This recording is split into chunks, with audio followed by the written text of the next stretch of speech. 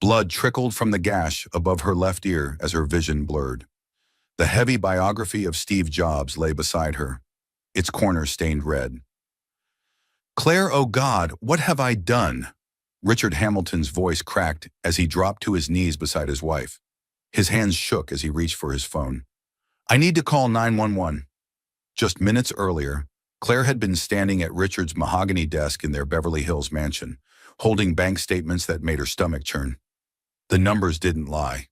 $200,000 had vanished from their joint account over the past 3 months. Money they had saved for the baby's nursery, for college, for their future. "Richard, we need to talk," she had said when he walked into his home office, still wearing his $1,000 suit from another successful day running his tech company. "Can it wait? I have calls to make," Richard replied without looking up from his phone. "No, it cannot wait." Claire's voice carried an edge he rarely heard. She placed the statements on his desk. "Where did this money go?" Richard's jaw tightened as he scanned the papers. "That's business. Claire, you wouldn't understand. I understand that you withdrew $50,000 last Tuesday and another $75,000 the week before that. This is our baby's money. Richard, don't you dare tell me how to manage our finances." Richard's voice dropped to a dangerous whisper. "Everything we have exists because of my work, my company, my decisions." Claire's hands instinctively moved to her belly. "Our decisions, Richard. We're supposed to be partners." "Partners," Richard laughed bitterly. "You contribute what exactly your little nonprofit job that barely pays for your coffee habit?" The words stung, but Claire pressed forward. She had spent years walking on eggshells around Richard's temper, but their unborn daughter deserved better. "I found out where the money went. Richard, apartment 2307 at the Meridian Towers, your ex-girlfriend Jessica's apartment." Richard's face went white, then red. "You had no right to. I had every right. This is my family's future. You're gambling away on your mistress." "She's not my mistress," Richard said through gritted teeth. "It's complicated." "Complicated?" Claire's voice rose. "You're paying for another woman's luxury apartment while I'm pregnant with your child." "Lower your voice," Richard warned, moving closer. "The neighbors." "I don't care about the neighbors. I care about our baby having a college fund instead of funding your affair." "It's not an affair," Richard exploded. "Jessica needed help after her divorce. It's temporary." "Temporary? The lease agreement I found in your office says otherwise." 2 years, Richard. You committed 2 years of our money to her?" Richard's hands clenched into fists. "How dare you go through my private papers? Private, we're married. There should be no private bank accounts, no secret apartments, no lies." "You're making a scene over nothing," Richard said, but his voice lacked conviction. "Nothing, Richard. This is $200,000. Do you understand what that means to our family? Our family will be fine. My company just landed the Peterson contract. We'll make it back." "That's not the point." Claire stepped closer to the desk. "The point is you made this decision without me. You prioritized another woman over your pregnant wife and unborn child." "Don't be so dramatic. Claire, you're being hormonal." The dismissal hit Claire like a slap. "Hormonal, Richard. I'm trying to save our marriage. If you can't see that paying for your ex-girlfriend's apartment is wrong." "I'm done with this conversation," Richard said, moving toward the door. "No, you're not." Claire blocked his path. "I'm calling my mother. Dr. Morris needs to know what kind of man her daughter married." The mention of Claire's mother, the respected neurologist who had never approved of Richard, triggered something dark in his eyes. "You will not call your mother."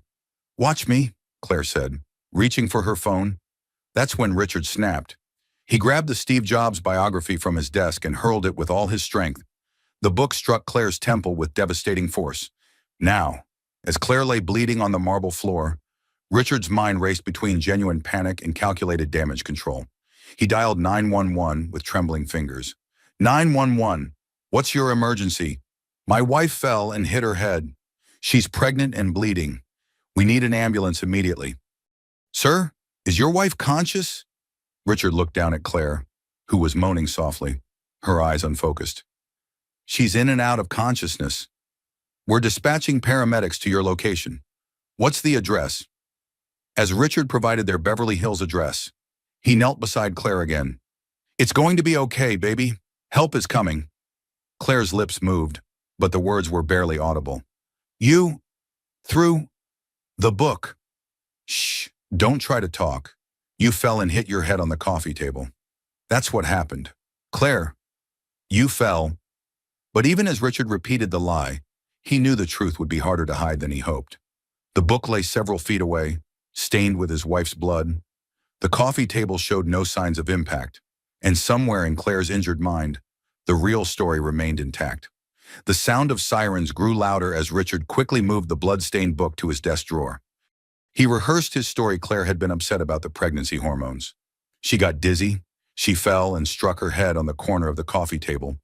When the paramedics arrived, Richard opened the door with the practiced charm that had built his business empire. "Thank God you're here.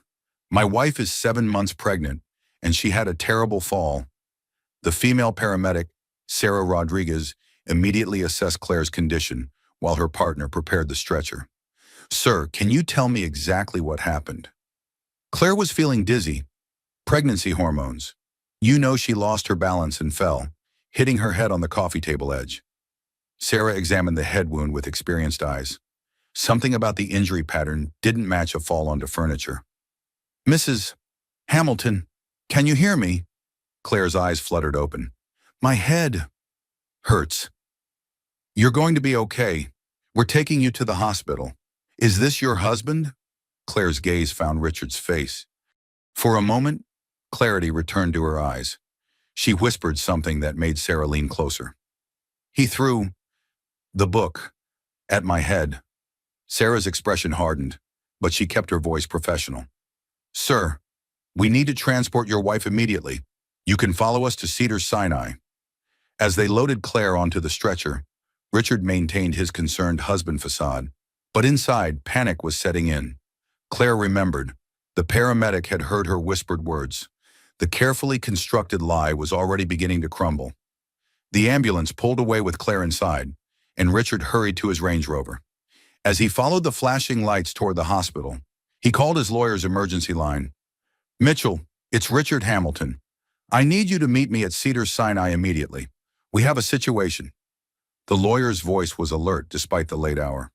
"What kind of situation?" "The kind that could destroy everything I've built." As Richard drove through the streets of Beverly Hills, he didn't notice the security camera mounted on his neighbor's fence. The camera that had captured everything through the office window. The camera that would soon provide evidence of what really happened when a millionaire's rage exploded into violence against his pregnant wife. The ambulance raced through the streets of Beverly Hills while paramedic Sarah Rodriguez monitored Claire's vital signs. Claire drifted in and out of consciousness, her blood pressure concerning given her advanced pregnancy. "Mrs. Hamilton, stay with me," Sarah said, checking Claire's pupils for signs of concussion. "Can you tell me your name?" "Claire Hamilton," she whispered, her hand moving protectively to her belly. "Is my baby okay?" "We're going to take excellent care of both of you. Can you remember what happened tonight?" Claire's eyes filled with confusion and pain. "Richard, he was angry about the money. Jessica's apartment. He threw." Her words trailed off as another wave of dizziness hit. Sarah exchanged a meaningful look with her partner, Marcus Chen, who was driving. They had responded to enough domestic violence calls to recognize the signs. "Mrs.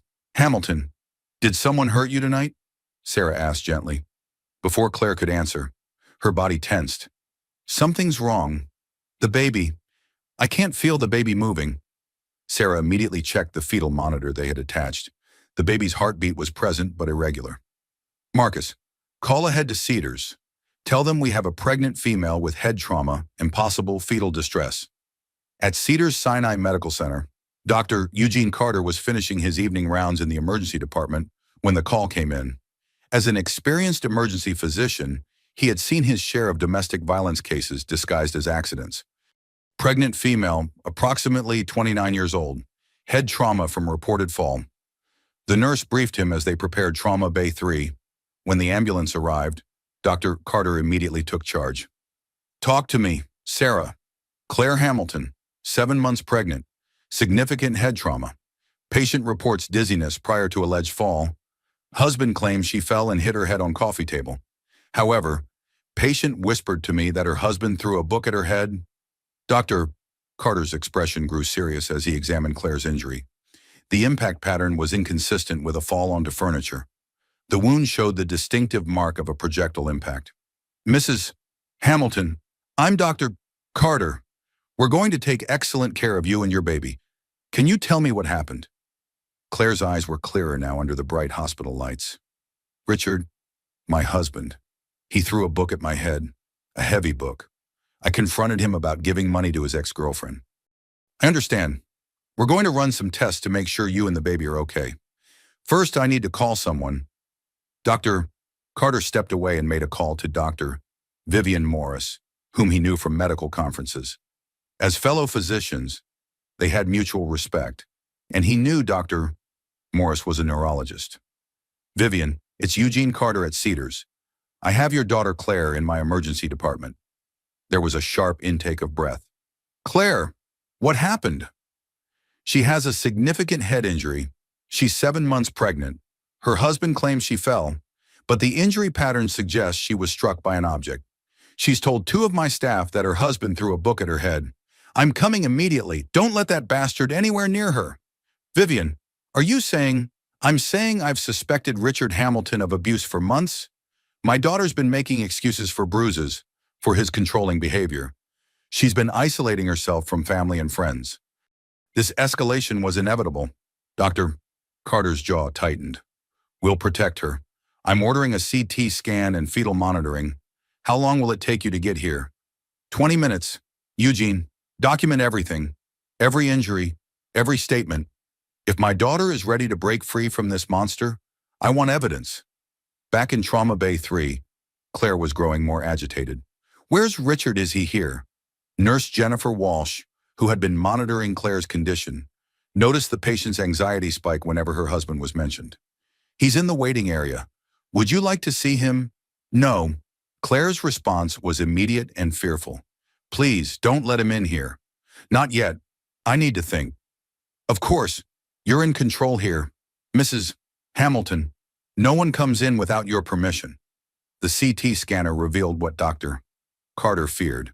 Claire had significant brain swelling, and the fetal monitoring showed the baby was in distress from the mother's trauma. Mrs. Hamilton, the scan shows some swelling in your brain. It's serious but treatable. However, the stress has affected your baby. We need to monitor both of you very closely. Will my baby be okay? Claire asked, tears streaming down her face. We're doing everything possible. The next 24 hours are critical. If the swelling increases or if the baby shows more distress, we may need to consider early delivery. The words hit Claire like another blow. Her baby, the innocent life she was carrying, was suffering because of Richard's violence. The reality of her situation began to crystallize through the pain medication. Dr. Vivian Morris arrived at the hospital like a force of nature. At 58, she commanded respect in every medical facility in Los Angeles. Her silver hair was pulled back severely, and her dark eyes blazed with protective fury. Where is my daughter? She demanded at the nurse's station. Dr. Morris, I'm Dr. Carter. We spoke on the phone. Vivian's medical training took over as she followed Dr. Carter to Claire's room. Show me the scans first. I need to see what we're dealing with. Dr. Carter pulled up the CT images on his tablet. Subdural hematoma, significant swelling in the temporal lobe. The impact pattern is consistent with a projectile, not a fall. The baby, stressed but stable for now, we're monitoring continuously. When Dr. A. Morris entered Claire's room, her professional composure cracked for just a moment. Her daughter looked so vulnerable in the hospital bed, connected to monitors, a bandage covering the gash on her temple. Mom, Claire's voice was small, like a child's. I'm here, sweetheart. Dr. Carter explained what happened. Tell me the truth about Richard. Claire closed her eyes, and for the first time in months, she felt safe enough to speak honestly. He's been getting worse, Mom, more controlling, more angry.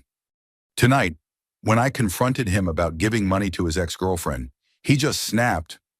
How long has he been violent?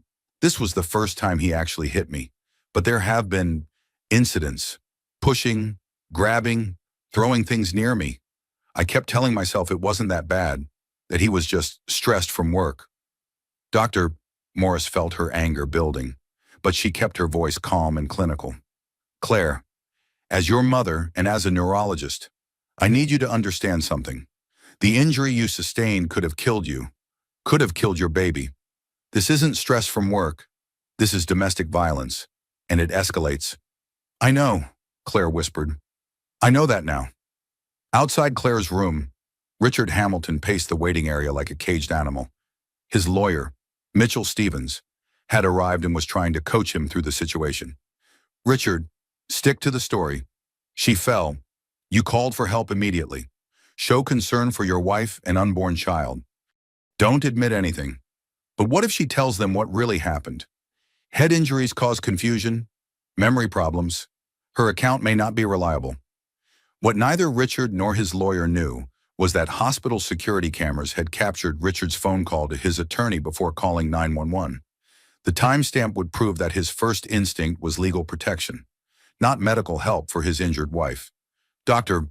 Morris was documenting every detail of Claire's injuries when her phone buzzed. It was a text from Detective Shannon Brooks, a family friend and specialist in domestic violence cases. Vivian, heard about Claire. Are you ready to press charges? Dr. Morris looked at her daughter, who was finally resting peacefully under sedation. She typed back, meet me at the hospital. Bring your evidence kit. The next few hours would determine whether Richard Hamilton's wealth and influence could protect him from the consequences of his violence, or whether a mother's love and professional expertise would finally break the cycle of abuse. As midnight approached, Claire's brain pressure spiked dangerously, and alarms began sounding throughout the ICU. The battle for her life, and her baby's life, was just beginning. Dr. Vivian Morris stood over her daughter's hospital bed at 2 a.m, her trained eyes studying every detail of Claire's injury with the precision of a forensic neurologist. The impact pattern told a story that contradicted every word of Richard Hamilton's carefully rehearsed account. The trajectory is wrong, she murmured to Dr. McCarter, pointing to the wound. If Claire fell and struck the coffee table, the injury would be here, on the back of her head. This trauma is lateral, consistent with a projectile striking from the side.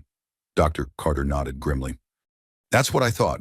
The force required to create this much damage, it wasn't a fall. Claire stirred in the bed, her eyes fluttering open. Mom, how long have you been here? Long enough to examine your medical records and speak with the paramedics, Dr. Morris said, pulling a chair close to her daughter's bedside. Claire, I need you to tell me everything about tonight. Everything about Richard's behavior leading up to this. Claire's hand moved to her bandaged temple. The money. Mom, he'd been taking money from our accounts. $200,000 to pay for his ex-girlfriend's apartment. Jessica Morrison. You know about her. Dr. Morris's expression darkened. I know Richard dated her before you. I also know she has a restraining order against him from 2 years ago. This was news to Claire. A restraining order for what? Assault. She dropped the charges after Richard's family paid her to relocate to New York. Now it appears he's brought her back to Los Angeles. The pieces began falling into place for Claire. That's where the money went. He's been supporting her for months. What exactly happened when you confronted him? Claire closed her eyes, remembering. I found the bank statements. When I asked him about the withdrawals, he got defensive, said I wouldn't understand business decisions. But I kept pushing because this was our baby's future he was giving away. Then what? He admitted he was paying for Jessica's apartment, called it temporary help after her divorce. But I found the lease agreement. Mom, 2 years. He committed 2 years of our money to her. Dr. Morris clenched her jaw. And that's when he became violent. When I threatened to call you, he said I was being hormonal, dramatic. When I reached for my phone to call you anyway, he grabbed that heavy Steve Jobs book from his desk and threw it at my head. Claire, this isn't the first incident, is it? Claire was quiet for a long moment. No, there have been other things. He's pushed me, grabbed my arms hard enough to leave bruises. He's thrown things at the wall near my head. I kept telling myself it wasn't that bad because he never actually hit me before. Why didn't you tell me? Because I knew you'd react exactly like this. Claire said weakly. You never liked Richard. I thought if I told you about his temper, you'd try to convince me to leave him. I would have, and I would have been right. Dr. Morris's phone buzzed with a text from Detective Shannon Brooks. Outside Claire's room. Ready when you are. Claire, Detective Brooks is here. She specializes in domestic violence cases. Are you ready to tell her what Richard did? Fear flickered in Claire's eyes. What if he finds out I talked to the police? He's not going to hurt you again. I promise you that. Detective Shannon Brooks entered the room with the quiet confidence of someone who had investigated hundreds of domestic violence cases. At 42, she had seen every excuse, every lie, every manipulation tactic that abusive men employed. Claire, I'm Detective Brooks. I'm here to help you and your baby stay safe. My mom says you specialize in cases like this. I do, and I want you to know that what happened to you tonight is a felony. Assault on a pregnant woman carries serious penalties in California. Claire looked between her mother and the detective. What happens if I press charges? We arrest Richard, document all the evidence, and the district attorney's office prosecutes him. Given your injuries and your pregnancy, he'll likely face several years in prison. And if I don't press charges, Detective Brooks' expression was grave. Domestic violence escalates. Claire, the next incident could kill you or your baby. Statistics show that 75% of domestic violence murders happen when the victim tries to leave or after they've left. I'm scared, Claire admitted. Dr. Morris took her daughter's hand. I'm going to ask you something as your mother and as a medical professional. Do you want your daughter to grow up thinking it's normal for men to hurt women? The question hung in the air like a challenge. Claire placed both hands on her belly, feeling the baby move for the first time since the assault. No, I want her to be strong, to know she deserves better. Then let's make sure she never sees her father hurt her mother again. Detective Brooks opened her case file. Claire, I need you to walk me through tonight's events step by step. Start with when you first discovered the missing money. As Claire recounted the evening's events, Detective Brooks documented everything. The financial deception, the escalating argument, Richard's specific threats, and the moment he threw the book. You said he threatened to shut you up permanently if you embarrassed him. Did he specify how? No, but the way he said it, I believed him. Detective Brooks made a note. Have there been other threats of violence? He said things like, I better watch my attitude, or I wouldn't like what happened next. He's told me that no one would believe me if I complained about him because he's successful and respected. Classic abuser tactics, Detective Brooks said. Claire, I need to examine your medical records and speak with the paramedics who brought you in. Is that okay? Yes. As Detective Brooks reviewed the evidence, her phone rang. The caller ID showed Cedars-Sinai Security. Detective Brooks, this is Marcus Webb, head of hospital security. We've reviewed our footage from tonight. Richard Hamilton made several phone calls in our parking lot before coming inside. One was to his attorney. The timestamp shows he called his lawyer before he called 911. Can you send me that footage? Already done. We've also noticed his behavior in the waiting room. He's been coaching his story with his attorney, rehearsing answers to potential questions. Detective Brooks looked at Dr. Morris with satisfaction. That's consciousness of guilt. It proves he knew he committed a crime. Meanwhile, in the hospital corridor, Richard was growing increasingly agitated. His lawyer had been updating him on potential legal exposure, and the news wasn't good. If Claire testifies, and if her mother backs up the medical evidence, you're looking at serious felony charges, Mitchell Stevens warned.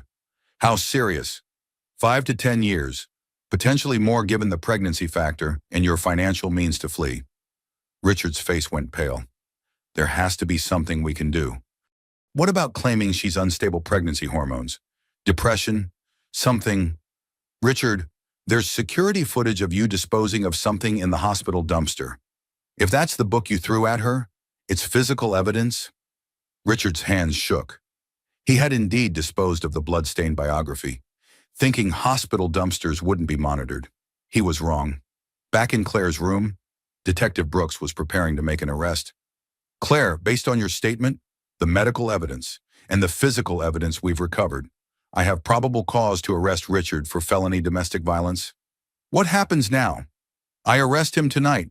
He'll be booked and held without bail until his arraignment. Given the severity of the charges and his financial resources, the court will likely consider him a flight risk. Dr. Morris squeezed her daughter's hand. You're doing the right thing, sweetheart. I know, but I'm terrified of what comes next. What comes next is that you and your baby are safe, Detective Brooks said. And Richard Hamilton learns that wealth and power don't put anyone above the law. As Detective Brooks left to make the arrest, neither she nor Dr. Morris noticed the hospital security guard approaching Claire's room. The guard who had been paid $5,000 cash by Richard's attorney to overhear and report back on any conversations with police. The battle for Claire's safety was just beginning, and Richard Hamilton was about to deploy every resource at his disposal to avoid the consequences of his violence. Detective Shannon Brooks found Richard Hamilton in the hospital waiting room at 3:15 in the morning, still consulting with his attorney in hushed, urgent tones.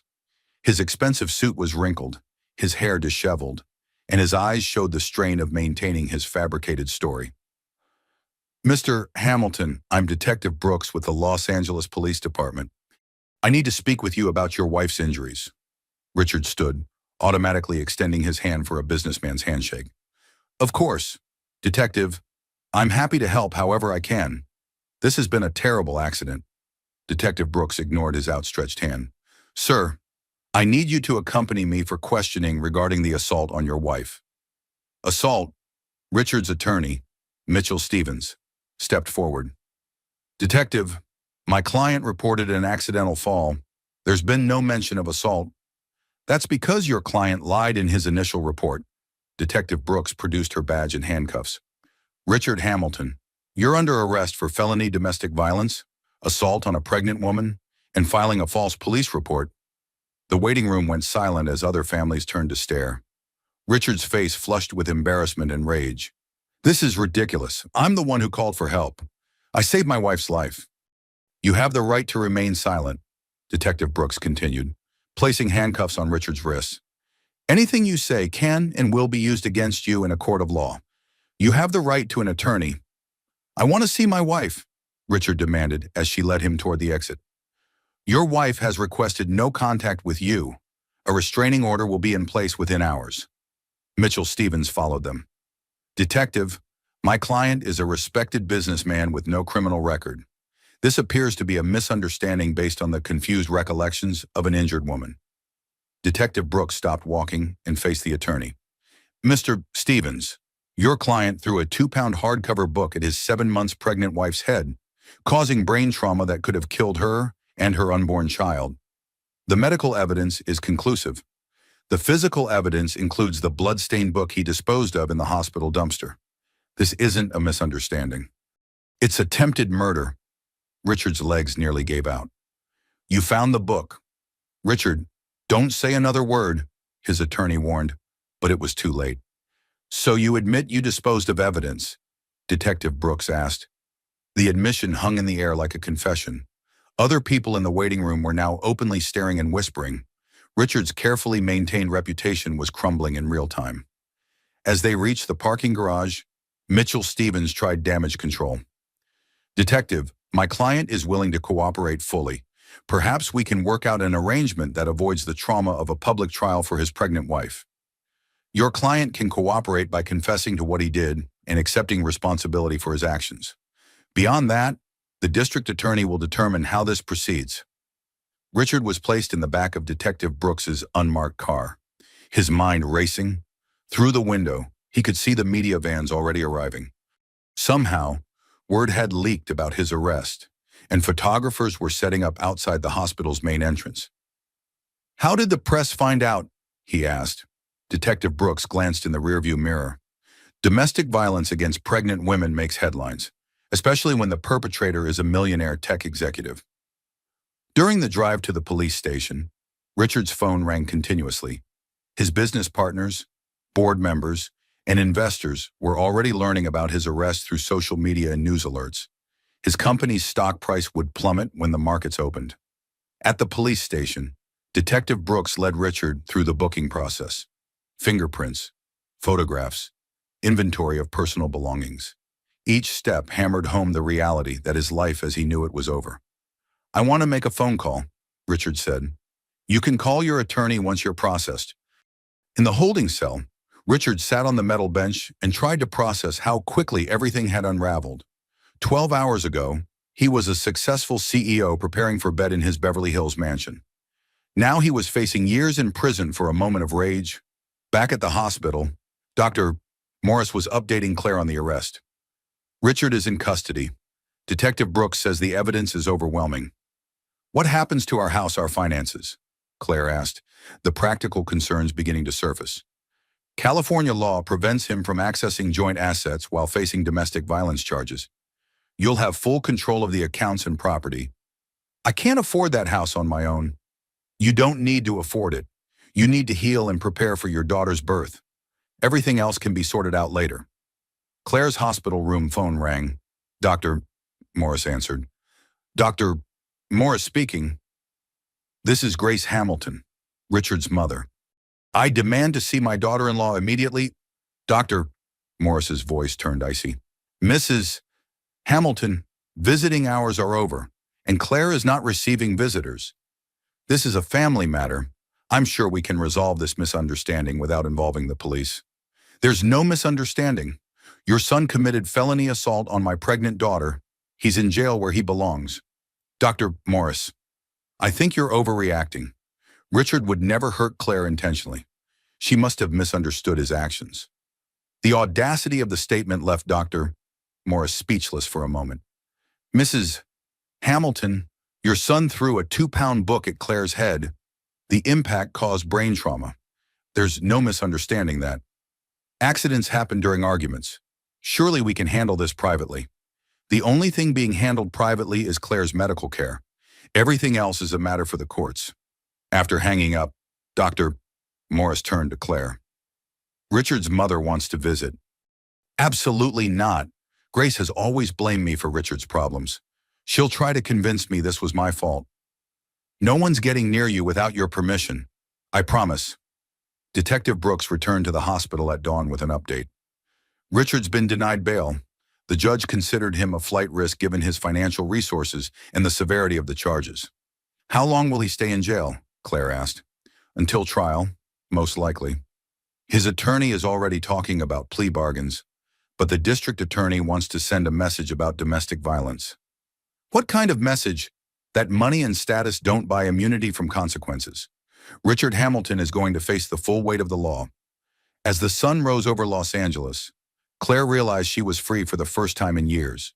Free from Richard's control, his threats, his manipulation. The price had been nearly her life and her daughter's safety.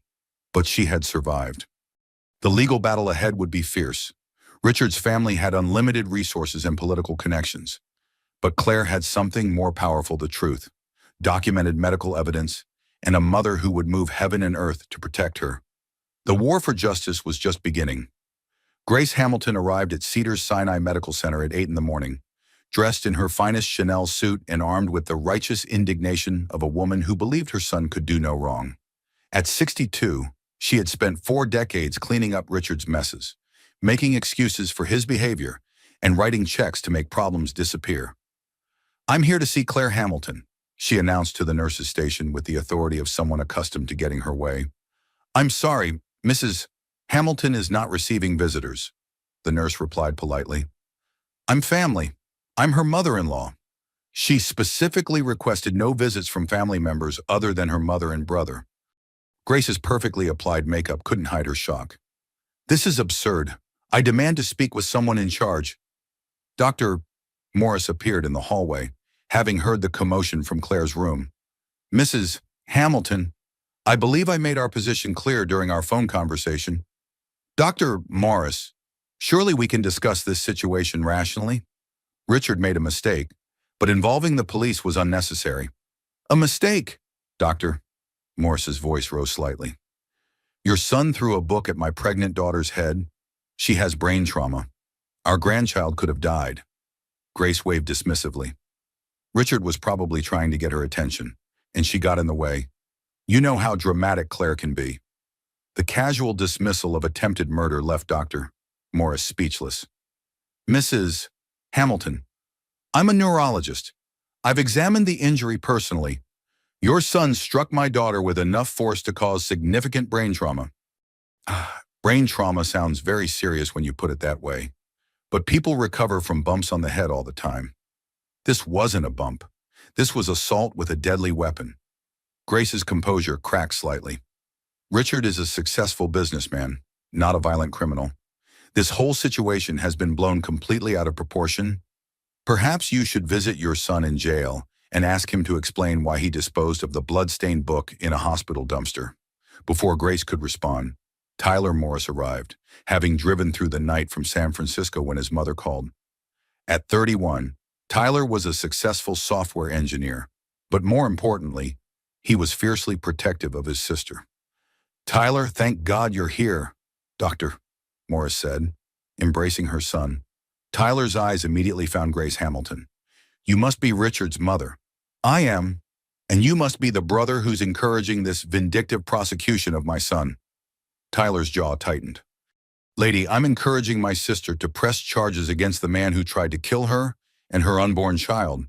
That's a ridiculous exaggeration." Richard lost his temper for a moment. "It happens in every marriage." "No, it doesn't," Tyler said firmly. "In healthy marriages, people don't throw books at each other's heads." Grace pulled out her phone. "I'm calling my attorney. This family is clearly not interested in resolving this matter reasonably." "You're right, Doctor," Morris said. "We're interested in seeing your son prosecuted to the fullest extent of the law." As Grace made her phone call, Tyler asked his mother quietly, "How is Claire really? Physically, she's stable. The brain swelling has decreased. Emotionally, she's terrified but determined. She wants to protect her daughter." "Good, Richard needs to face consequences for what he did." Grace finished her call and approached them again. "My attorney is prepared to offer a substantial settlement in exchange for dropping the charges." "This isn't a civil matter," Dr. Morris replied. "This is criminal. The state of California is prosecuting your son. Everything has a price." "Dr. Morris, what would it take to make this go away?" Tyler stepped forward, his anger barely contained. "Are you seriously trying to bribe us? I'm trying to protect my family's reputation and my son's future. What about Claire's future? What about your grandchild's safety?" Grace's mask slipped completely. Claire knew what she was getting into when she married Richard. He's always had a temper. If she couldn't handle that, she shouldn't have provoked him. The victim blaming was too much for Tyler. "Get out. Get out of this hospital before I call security. You can't ban me from visiting my daughter-in-law." "Watch me," Dr. Morris said, signaling to the security guard. "Mrs. Hamilton is not welcome in this hospital. Please escort her from the premises." As Grace was led away, she called back, "This isn't over. My family has resources you can't imagine. Richard will be home within a week." Inside Claire's room, the confrontation in the hallway had been audible. Claire looked pale and shaken when her mother and brother entered. "I heard everything," Claire said weakly. "She blames me, doesn't she?" Tyler sat beside his sister's bed. "Grace Hamilton is in denial about who her son really is. That's not your problem. But Tyler, she's right about one thing. Richard's family does have resources. They have political connections, expensive lawyers, influence. And we have the truth," Dr. Morris said firmly. "We have medical evidence, witness testimony, and physical evidence. Money can't change facts." "You don't know the Hamiltons like I do," Claire said. "They've been covering up Richard's problems his entire life. In prep school, he assaulted a girlfriend. Grace paid the family to transfer their daughter to another school and keep quiet." This was news to both Dr. Morris and Tyler. "How do you know that?" Tyler asked. "Richard told me himself. He was bragging about how his mother always protected him. He said no matter what happened, Grace would fix it." Dr. Morris pulled out her phone. "I'm calling Detective Brooks. She needs to know about this pattern of behavior." While Dr. Morris made the call, Tyler held his sister's hand. "Claire, I need to ask you something difficult. Why didn't you leave Richard before this happened?" Claire was quiet for a long moment. "Because leaving felt more dangerous than staying. Richard always said if I ever left him, he'd make sure I lost everything. The house, the money, access to our child. He said his lawyers would prove I was an unfit mother. Those were threats designed to control you. I know that now. But when you're living it, when someone is isolating you from friends and family, making you doubt your own judgment, you start to believe their version of reality. Tyler squeezed her hand. Well, you're not alone anymore. Mom and I are here, and we're not going anywhere. Dr. Morris returned with news from Detective Brooks. The detective is very interested in the prep school incident. She's going to contact the victim and see if she's willing to testify. What if she's not? Then we proceed with the evidence we have. But if there's a pattern of violence, it strengthens the case significantly. Claire's phone buzzed with a text message. Her face went white as she read it. What is it? Tyler asked. It's from Grace. She says Richard's attorney is filing for emergency custody of the baby. They're claiming I'm mentally unstable and a danger to our child. The audacity of the legal maneuver was breathtaking. Richard was in jail for assaulting his pregnant wife, yet his family was trying to claim she was the dangerous parent. Dr. Morris's medical training kicked in. They can't take a baby from its mother without extraordinary circumstances. And given that Richard is the one facing criminal charges, no judge would grant him custody. But they could try to place the baby with Grace, Claire realized. Richard's mother as temporary guardian. The thought of her newborn daughter being raised by the woman who had just blamed Claire for her own assault was terrifying. Over my dead body, Tyler said grimly. We need a family law attorney. Dr. Morris said, someone who specializes in protecting mothers and children from abusive fathers. As if summoned by their conversation, Detective Brooks appeared in the doorway. I have news about Richard's prep school incident. The victim, Jennifer Walsh, is now a successful attorney in Portland. She's willing to testify about what Richard did to her 15 years ago. What happened to her? Claire asked. Richard pushed her down a flight of stairs during an argument. She suffered a broken arm and a concussion. Sound familiar? The pattern was unmistakable. Richard's violence wasn't a one-time loss of control. It was an established pattern of behavior that had been covered up by his family's money and influence. There's more, Detective Brooks continued. We found 2 other women who dated Richard in college and after. Both report similar incidents of physical violence. Will they testify? They're considering it. Seeing Richard finally face consequences has given them courage to come forward. As the evidence mounted against Richard, Claire felt a mixture of vindication and sadness. She was finally seeing her husband clearly, but it meant accepting that the man she had loved was a dangerous predator who had fooled her for years. The battle lines were drawn. On one side, Richard's wealth, his family's influence, and a legal team prepared to destroy Claire's reputation to save their client. On the other side, the truth, medical evidence, and a growing chorus of victims ready to break their silence. The war for justice was escalating, and Claire was no longer fighting alone. 3 days after the assault, Claire's medical condition had stabilized enough for her to give a comprehensive statement to Detective Brooks and Prosecutor Margaret Lane. The swelling in her brain had decreased significantly, and her baby's heartbeat was strong and steady. Claire, I need you to walk me through your relationship with Richard from the beginning, Margaret Lane said, settling into the chair beside Claire's hospital bed.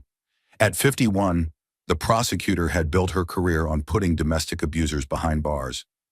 When we first met, Richard was charming, successful, attentive. Everything seemed perfect. When did that change? Claire thought carefully. About 6 months after we moved in together. Small things at first. He didn't like my friends. Said they were jealous of our relationship. He convinced me to quit my job at the nonprofit because he made enough money for both of us. Classic isolation tactics, Detective Brooks noted. What else? He started managing our money completely. Said I didn't understand investment strategies. He gave me an allowance like I was a child. When I questioned expenses, he'd get angry and say I was ungrateful. Margaret Lane made notes. Did the financial control escalate? He monitored my credit cards, questioned every purchase.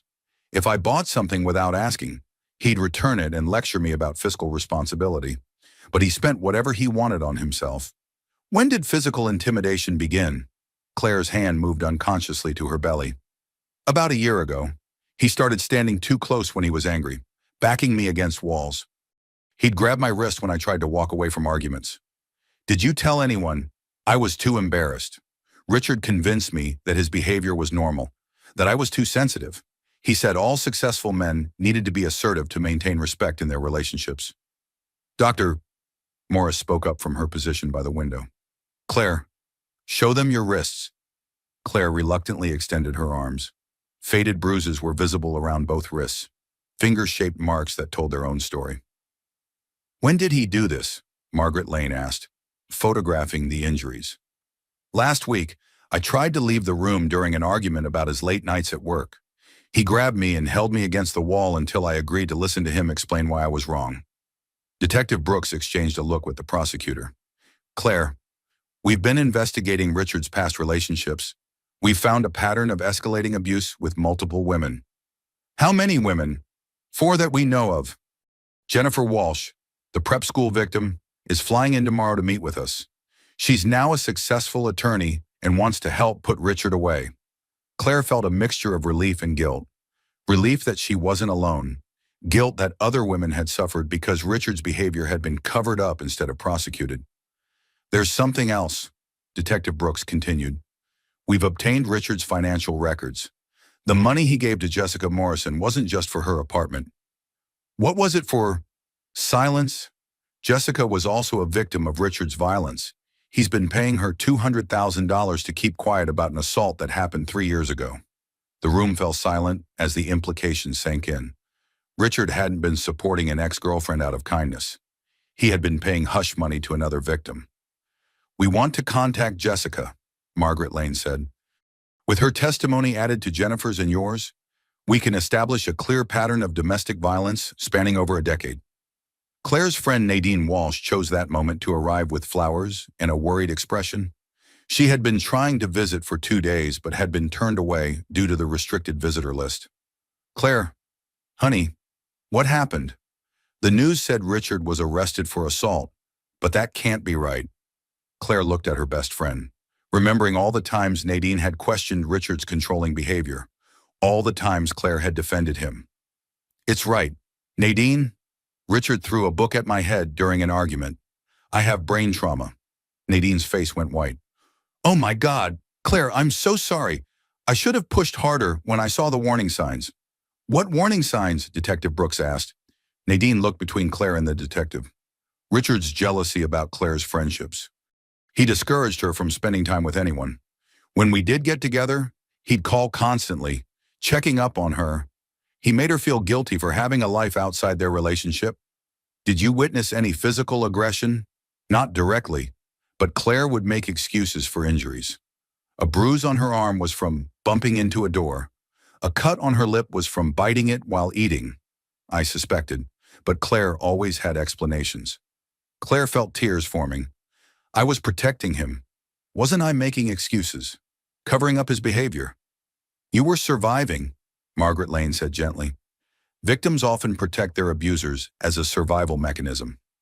Dr. Morris pulled up security footage on her tablet. We've obtained surveillance from your home security system. Richard didn't know the backup files were stored in the cloud. The footage showed multiple incidents over the past year. Richard shoving Claire against a wall, throwing objects near her head, grabbing her roughly during arguments. In each case, Claire could be seen trying to de-escalate, apologizing, backing down. This establishes the pattern of escalating violence leading up to the book incident, Detective Brooks explained. It shows this wasn't a one-time loss of control. Margaret Lane reviewed her notes. Claire, we have enough evidence to convict Richard without your testimony, but if you're willing to testify, it would ensure he receives the maximum sentence. What's the maximum? For assault on a pregnant woman with prior domestic violence incidents, we're looking at 8 to 12 years. The number stunned Claire. That long. Domestic violence is a serious crime that often escalates to murder. The court takes threats to pregnant women very seriously. Claire's phone buzzed with another text from Grace Hamilton. My attorney says you can still drop the charges. Richard has learned his lesson. Think about your daughter's future. Claire showed the message to Detective Brooks, who immediately made a note. That's witness intimidation. Grace Hamilton is now also facing criminal charges. She's still trying to get me to drop the case. Abusive families often pressure victims to protect the abuser. It's another form of control. Nadine sat on the edge of Claire's bed. What do you want to do? Claire looked around the room at the people supporting her. Her mother, her brother who had driven through the night, her best friend, and the law enforcement professionals working to protect her. I want to testify. I want Richard to face consequences for what he's done. But more than that, I want other women to see that wealth and charm don't excuse violence. It won't be easy, Margaret Lane warned. Richard's attorneys will try to destroy your credibility. They'll paint you as unstable, vindictive, a gold digger who trapped him with a pregnancy. Let them try, Claire said with growing strength. The evidence speaks for itself. Dr. Morris smiled proudly at her daughter. Claire, you're stronger than you know. I'm learning that. For years, Richard convinced me I was weak, that I needed him to survive. But surviving his violence, protecting my daughter, standing up for myself and other victims, that takes real strength. Detective Brooks gathered her files. We'll arrange security for you during the trial. Richard's family has resources, and they've already shown willingness to intimidate witnesses. What about after the trial? We'll help you get a permanent restraining order. Richard will be in prison for years, and when he's released, he'll be prohibited from contacting you or your daughter. As the legal team prepared to leave, Claire felt something she hadn't experienced in years: hope. Hope for a future free from fear, free from Richard's control, free from violence. The truth was finally emerging, and with it, the possibility of real justice. 1 week after the assault, prosecutor Margaret Lane sat in her downtown Los Angeles office, surrounded by evidence that painted a disturbing picture of Richard Hamilton's pattern of violence against women. The case had grown from a single incident of domestic violence into a comprehensive prosecution spanning multiple victims and 15 years of abuse. Jennifer Walsh arrived this morning, Detective Brooks reported. She's ready to testify about what Richard did to her in prep school. Margaret reviewed Jennifer's statement. Pushed down a flight of stairs during an argument about her wanting to break up. Broken arm, concussion, and the school covered it up after Grace Hamilton made a substantial donation to their capital campaign. Same pattern as Claire's assault? Loss of control when the woman tries to assert independence? What about Jessica Morrison? Detective Brooks flipped through her notes. Harder case.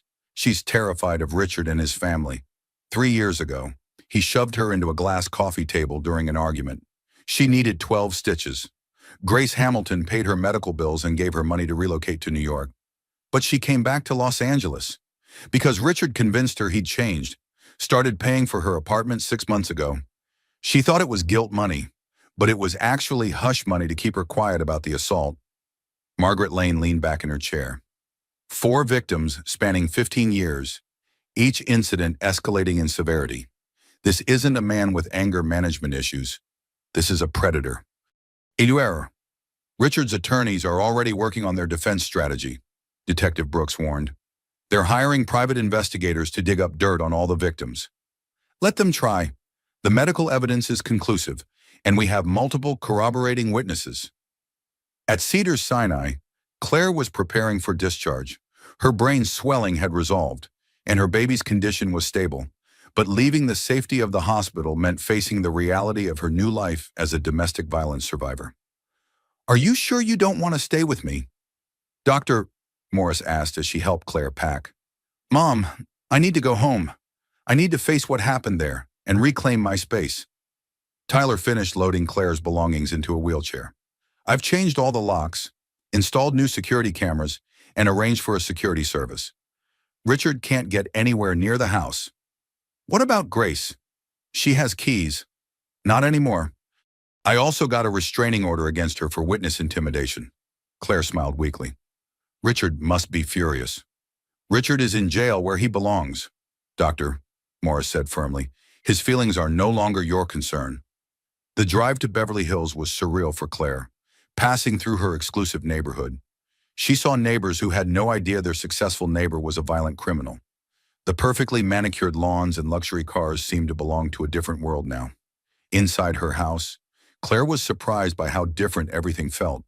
The marble foyer where she had bled was now just cold stone. Richard's office, once a shrine to his success, looked like the workspace of a stranger. I've packed all of Richard's belongings, Tyler said. They're in the garage.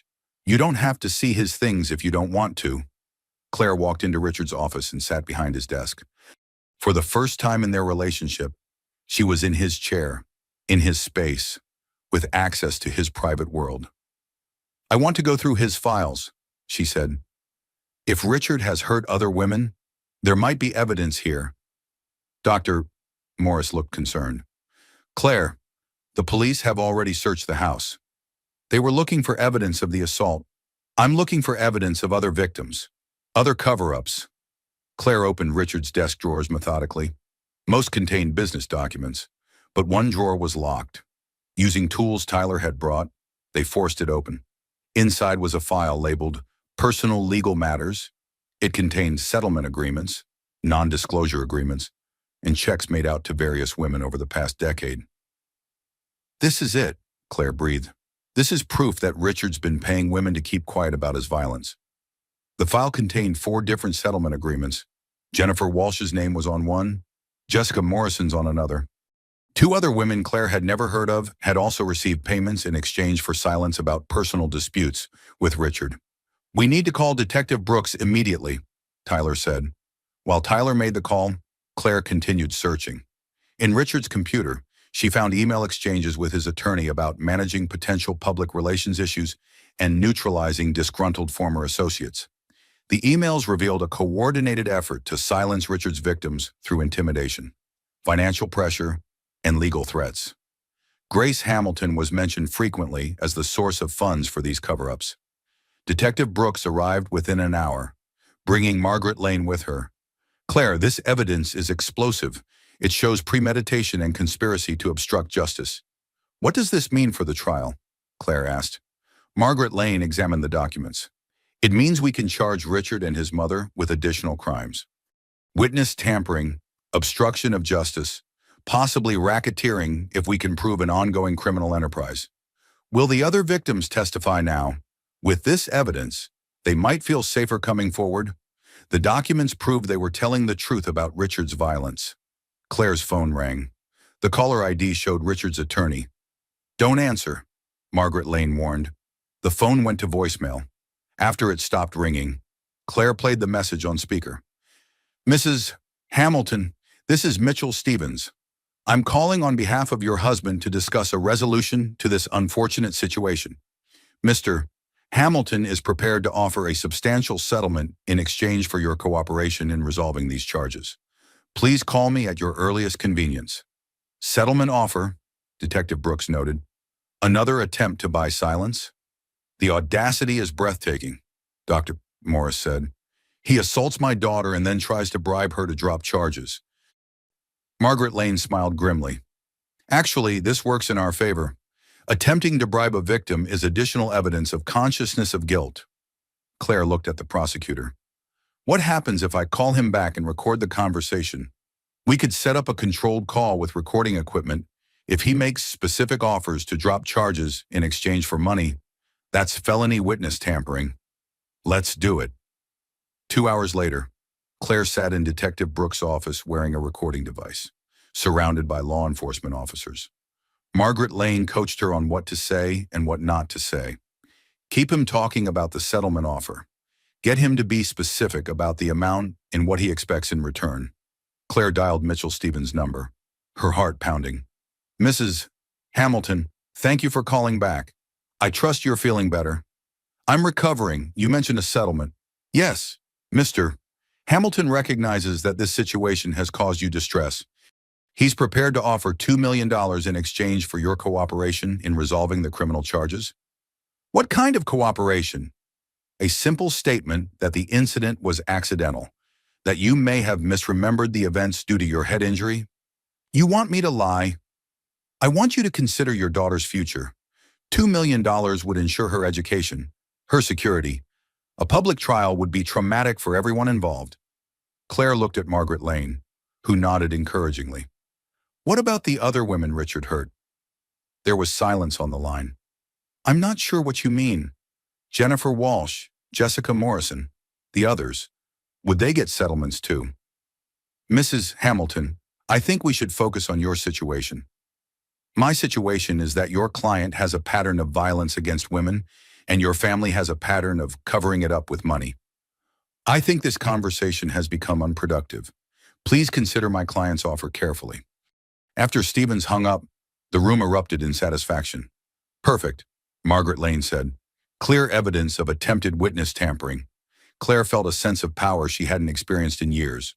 For the first time, I have leverage over Richard instead of him having leverage over me. How does it feel? Detective Brooks asked, like waking up from a nightmare. Like remembering who I used to be before Richard convinced me I was powerless. The case against Richard Hamilton was now ironclad.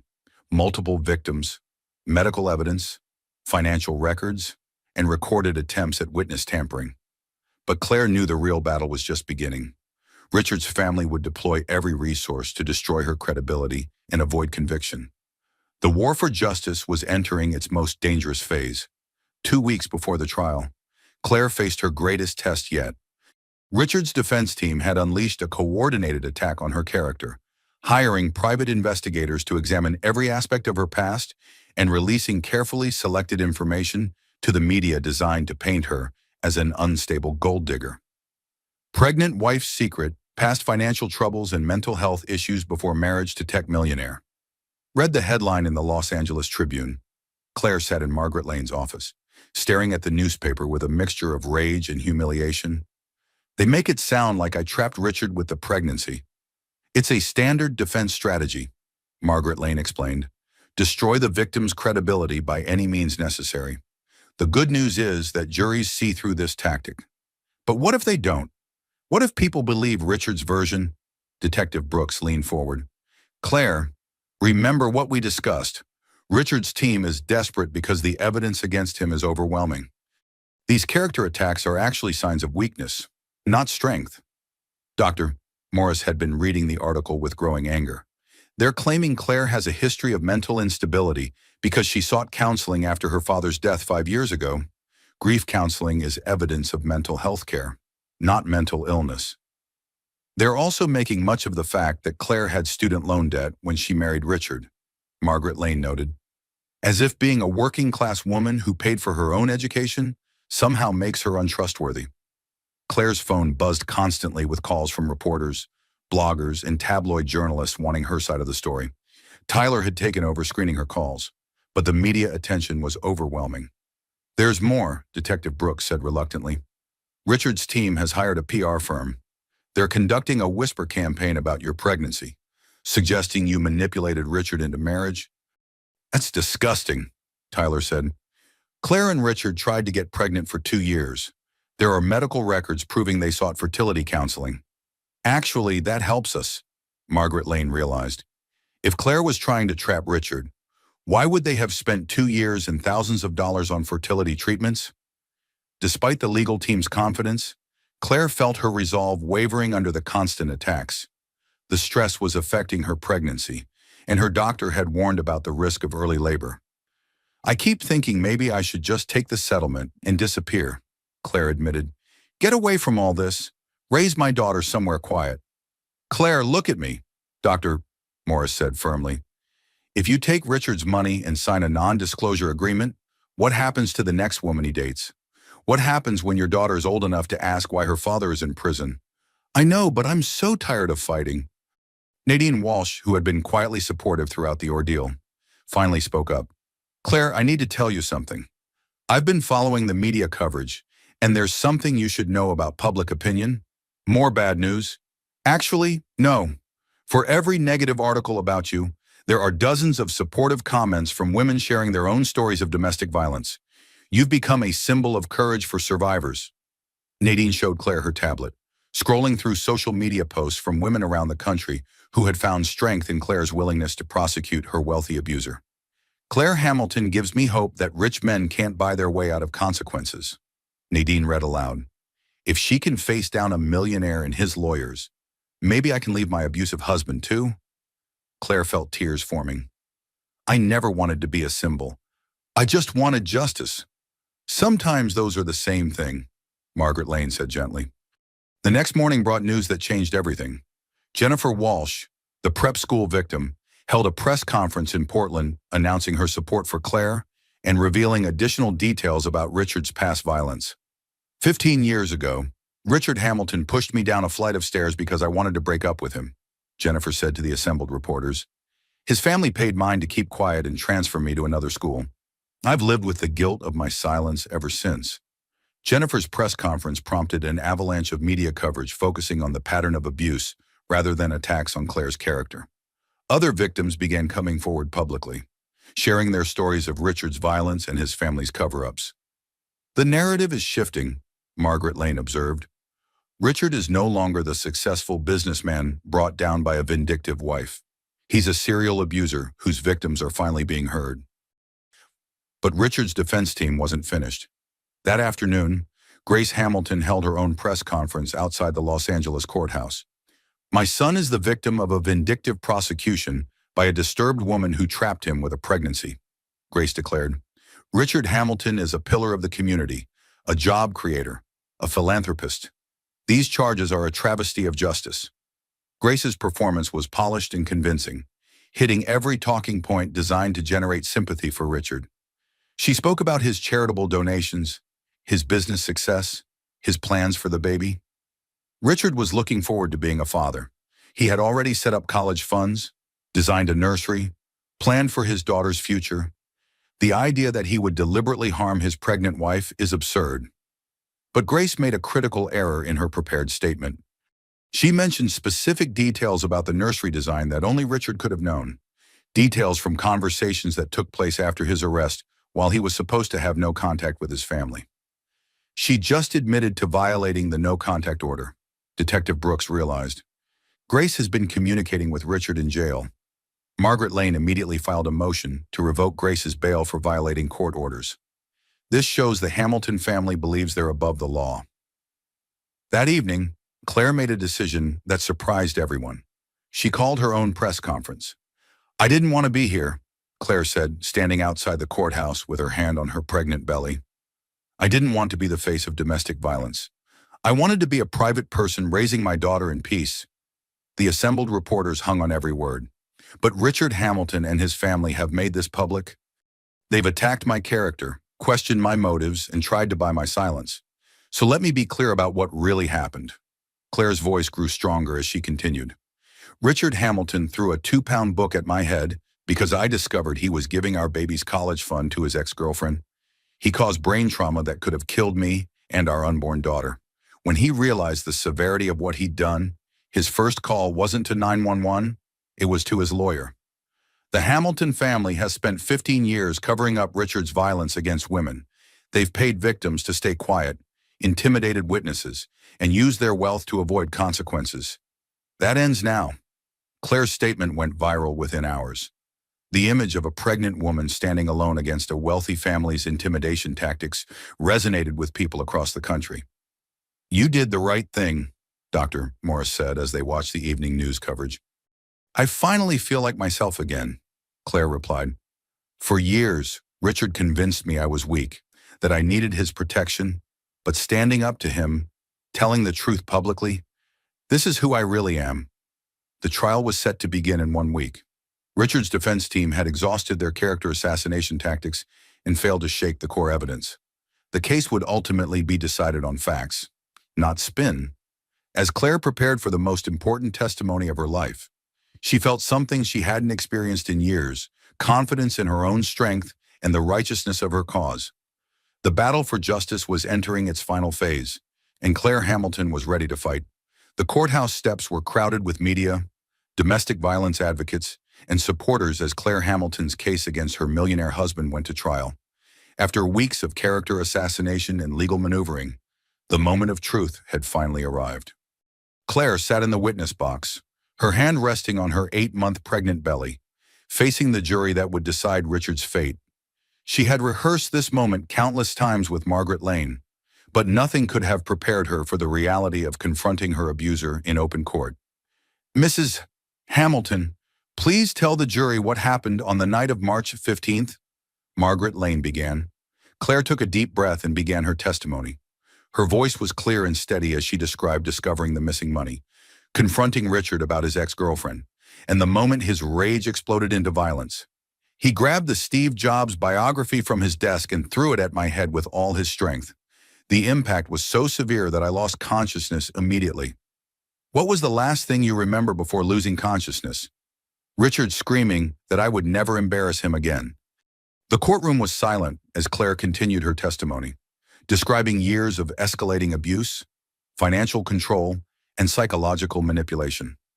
Richard's defense attorney, Mitchell Stevens, tried repeatedly to object, but Margaret Lane's questions were perfectly crafted. Mrs. Hamilton, why didn't you leave your husband before this incident? Because he convinced me that I was nothing without him, that no one would believe me if I accused him of abuse, that his wealth and connections would ensure I lost custody of our child if I ever tried to leave. When Margaret Lane finished her direct examination, Mitchell Stevens approached for cross-examination like a predator stalking wounded prey. Mrs. Hamilton, isn't it true that you married my client primarily for his money? No, that's not true. You had significant student loan debt when you met Richard. Correct. I paid for my own education. Yes. And Richard paid off those loans after your marriage. Richard insisted on paying them. I never asked him to. Stevens continued his attack, questioning Claire's memory due to her head injury, suggesting she had exaggerated the violence, implying she was motivated by greed. But Claire remained calm and consistent, her testimony unshaken by his aggressive tactics. Mr. Stevens, your client threw a 2-pound book at my head while I was 7 months pregnant. No amount of money could compensate for nearly losing my life and my daughter's life. The prosecution's case grew stronger with each witness. Dr. Eugene Carter testified about Claire's injuries, emphasizing that the trauma pattern was consistent with assault, not an accidental fall. Dr. Vivian Morris took the stand as both a medical expert and a mother. Her testimony about examining Claire's injuries was devastating to the defense. In 30 years as a neurologist, I have never seen impact trauma this severe from a household accident. The force required to create this injury pattern could only come from a deliberate assault. Detective Shannon Brooks testified about the evidence Richard's call to his lawyer before calling 911. The blood-stained book found in the hospital dumpster, the security footage showing Richard disposing of evidence. But the most powerful testimony came from Richard's previous victims. Jennifer Walsh flew in from Portland to describe the prep school incident, her voice strong despite the decades that had passed. Richard Hamilton pushed me down a flight of stairs because I wanted to break up with him. His family paid mine to keep quiet. I've regretted my silence ever since. Jessica Morrison, visibly nervous but determined, testified about the coffee table assault and the hush money Richard had paid her. He shoved me into a glass table during an argument. I needed 12 stitches. When I threatened to call police, Grace Hamilton offered me money to disappear. I took it because I was scared and young. I've regretted that decision every day since. 2 other women testified about similar incidents, establishing a clear pattern of escalating violence over 15 years. Richard's defense tried to portray him as a successful businessman who had simply lost his temper once. They brought character witnesses who testified about his charitable donations and business accomplishments. Richard Hamilton has created thousands of jobs and donated millions to charity, one witness claimed, but Margaret Lane's rebuttal was devastating. Ladies and gentlemen of the jury, charitable donations don't excuse attempted murder. Business success doesn't give anyone the right to assault pregnant women. When Richard finally took the stand in his own defense, his testimony was a disaster. Under Margaret Lane's cross-examination, his carefully rehearsed story fell apart. Mr. Hamilton, you called your attorney before calling 911 for your injured wife, correct? I was confused, not thinking clearly. Confused enough to call your lawyer, but not confused enough to get medical help for your pregnant wife. That's not how it happened. Margaret Lane presented the phone records showing the exact times of Richard's calls. So you were clear-headed enough to protect yourself legally, but too confused to help your bleeding, unconscious wife. Richard's arrogance began to show through his coached demeanor. You don't understand the pressure I was under. Claire was threatening to destroy my reputation over a simple business decision. Simple business decision, you were funding your ex-girlfriend's apartment with your family's money. That was a temporary arrangement, Richard said defensively. Temporary. You signed a 2-year lease commitment. You spent your unborn daughter's college fund on another woman. How is that temporary? Richard's composure cracked completely. Claire was being unreasonable. She was threatening to call her mother, to make a scene. I had to make her understand. Make her understand by throwing a book at her head. It wasn't supposed to hit her, I was just trying to get her attention. The courtroom erupted. Richard had just confessed to throwing the book deliberately. Mitchell Stevens looked like he wanted to disappear. So you admit you threw the book at your pregnant wife intentionally? Richard realized his mistake too late. That's not what I meant. Mr. Hamilton, you just testified under oath that you deliberately threw a book at your 7 months pregnant wife's head. Is that your testimony? I want to clarify, yes or no. Mr. Hamilton, did you intentionally throw a book at Claire's head? The silence stretched for 30 seconds before Richard finally answered. Yes, but I never meant to hurt her. Margaret Lane had gotten the confession she needed. The rest of Richard's testimony was merely damage control that couldn't undo his admission of intentional assault. During closing arguments, Margaret Lane summarized the overwhelming evidence. Ladies and gentlemen, this case is about power, control, and violence. Richard Hamilton believed his wealth put him above the law. He believed he could assault his pregnant wife and buy his way out of consequences. The evidence shows a 15-year pattern of violence against women, covered up by his family's money. 4 victims, 4 incidents, 4 cover-ups, until now. Claire Hamilton refused to be silenced. She refused to take the money and disappear. She chose to stand up for herself, for her unborn daughter, and for every woman who has been told that wealthy men's violence doesn't matter. Mitchell Stevens' closing argument focused on Richard's lack of criminal history and his contributions to society. My client made a terrible mistake in a moment of stress, but one mistake shouldn't destroy a man's entire life. The argument fell flat after Richard's own confession to intentional assault. The jury deliberated for only 2 hours. When they returned, the 4 women stood to deliver the verdict. On the charge of felony domestic violence, we find the defendant guilty. On the charge of assault on a pregnant woman, we find the defendant guilty. On the charge of witness tampering, we find the defendant guilty. On the charge of filing a false police report, we find the defendant guilty. Claire felt tears streaming down her face as each guilty verdict was read. In the gallery, Dr. Morris and Tyler embraced. Nadine squeezed Claire's shoulder supportively. Richard sat frozen as his world collapsed around him. Grace Hamilton sobbed in the front row, finally understanding that money couldn't buy her son's freedom. Judge Patricia Hernandez scheduled sentencing for the following week. Mr. Hamilton, you will remain in custody without bail. The court finds you pose a continuing danger to the community. Outside the courthouse, Claire faced a sea of reporters and supporters. Domestic violence advocates cheered as she emerged with her legal team. Today's verdict sends a clear message, Claire said into the microphones. Wealth and privilege don't excuse violence. No woman should have to endure what I endured. No child should grow up watching their father abuse their mother. Richard Hamilton will face consequences for his actions. But more importantly, other victims will see that justice is possible. Speaking the truth is possible. Holding abusers accountable is possible. A week later, Judge Hernandez sentenced Richard to 8 years in state prison, followed by 5 years of probation. Grace Hamilton received 2 years for witness tampering and obstruction of justice. Mr. Hamilton, you systematically abused women for 15 years. Judge Hernandez said, you used your wealth and family connections to silence your victims. You showed no remorse for nearly killing your pregnant wife. This sentence reflects the serious nature of your crimes and the need to protect the community from your violence. As Richard was led away in handcuffs, Claire felt a sense of closure she hadn't expected. The man who had controlled and terrorized her was finally facing consequences. It's over, Dr. Morris said as they left the courthouse. No, Mom, it's just beginning, Claire replied, her hand on her belly. Now I get to raise my daughter in a world where she knows her mother fought for justice, where she knows that speaking the truth matters more than staying quiet. The legal battle was won, but Claire's real victory was deeper. She had reclaimed her voice, her strength, and her future. Richard Hamilton's reign of terror was over, and Claire's new life was about to begin.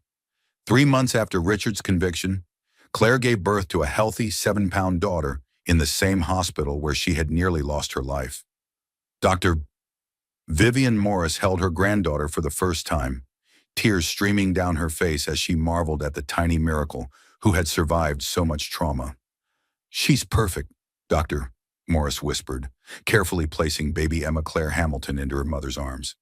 "She's a fighter, just like her mom," Tyler said, beaming at his sister and niece. Claire looked down at her daughter's peaceful face and felt a surge of protective love unlike anything she had ever experienced. "I promise you'll never see the violence I saw, sweetheart. You'll grow up knowing you're strong, knowing you're valued, knowing you deserve to be treated with respect." The past 3 months had been a whirlwind of legal proceedings, media attention, and personal healing. Richard's conviction had made national headlines, inspiring other domestic violence survivors to come forward with their own stories. Claire had been contacted by dozens of women who credited her courage with giving them strength to leave abusive relationships. "There's someone here to see you," Nadine announced from the doorway.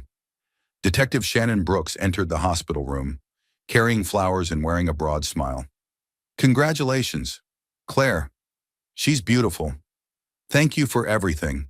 Shannon, I couldn't have done this without you." "Actually, you could have. You're stronger than you ever knew." Detective Brooks pulled out an envelope. "I have some news. The California legislature just passed new domestic violence legislation inspired by your case. It's called the Claire Hamilton Act." Claire looked up in surprise. "What does it do?" "It creates harsher penalties for domestic violence against pregnant women, eliminates spousal immunity in abuse cases, and provides funding for victim advocacy programs. Your courage to testify has literally changed the law." The weight of that impact was overwhelming. Claire's decision to prosecute Richard hadn't just protected her and Emma, it had created protections for countless other women. "There's more," Detective Brooks continued. "I've been asked to head a new domestic violence task force. We're going to focus specifically on cases involving wealthy defendants who try to buy their way out of consequences." Richard's conviction really did send a message, didn't it? "Absolutely. We've had 3 other high-profile domestic violence arrests in the past month. Victims are coming forward because they saw that justice is possible." Dr. Morris had been quietly listening to the conversation while holding her granddaughter. "Claire, I've been thinking about what comes next for you." "What do you mean?" "You've become a powerful voice for domestic violence survivors. Have you considered making that work official?" Claire had been wrestling with the same question. During the trial, she had discovered a passion for advocacy that she never knew existed. "I've thought about it, but I don't know where to start." "Start with speaking," Tyler suggested. "You've already gotten requests from women's organizations, law enforcement agencies, even medical schools." It was true. Claire had received dozens of invitations to speak about her experience, to help train police officers in recognizing domestic violence, to address groups of survivors. "I want to help other women, but I also want to be present for Emma's childhood." "Who says you can't do both?" Dr. Morris asked. "I'm retiring next month to help with Emma. You could speak part-time, write, consult on legislation, make your experience count." 2 weeks later, Claire stood at a podium in downtown Los Angeles, addressing a conference of domestic violence advocates. Emma slept peacefully in a carrier beside the stage while Claire shared her story with an audience of survivors, advocates, and law enforcement professionals. "Domestic violence doesn't discriminate based on income, education, or social status," Claire said. "Richard Hamilton was charming, successful, and respected in our community. That's exactly what made him so dangerous. Abusers often target strong, accomplished women because they enjoy the challenge of breaking them down. They isolate you from support systems, convince you that their version of reality is the only truth, and make you believe you're powerless to leave." Claire looked out at the audience, seeing nods of recognition from survivors who understood exactly what she was describing. "But here's what I learned: you are never as powerless as your abuser wants you to believe. The moment you speak the truth to a friend, a family member, law enforcement, you begin reclaiming your power." My mother, Dr.